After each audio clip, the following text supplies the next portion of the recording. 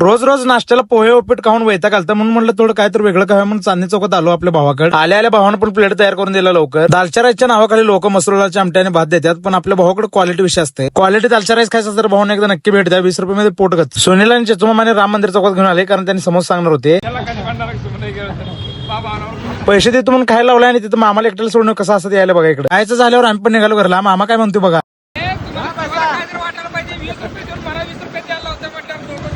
दुपारी मस्तपैकी एक झोप काढलो आणि मी आवरून निघालो ऑफिसकडे, कारण माझं एक फॉर्म भरायचं होता आणि शुभमने पट करून भरून दिला. 2 दिवस जात नाही त्या ऋत्याला आणि औषधाला कटिंगच्या दुकानाला जायचं असते. मग त्या दोघांना तिथे जाऊन सोडून आलो. मग तिथनं मम्मीला घेऊन तात्यांच्या घराजवळ सोडलो. 2 मिनिटात दुकानात मॅग घेतलो आणि काकूला दिलो, कारण मला मॅग कॅश होती. आता जिम चालू पर्यंत बाहेरचं खाणं काय बंद होणार नाही माझं असं वाटतंय. मग तिथनं विश्रामबागला गेलो, कारण सरांची गाडी घ्यायची होती. गाडी घेऊन 2 मिनिटात हॉटेलवर आलो, कारण इथे एक फंक्शन होतं. भाऊने इथले इंटेरियर आणि अँबियन्स असलं जबरदस्त केलं नाही तर बसलेलं उठूच वाटेन चालतं. एक नंबर. शेवट कार्यक्रम आवरल्यावर मी पण आपल्या साराला घेऊन निघालो घराकडे. भाऊंना व्हिडिओ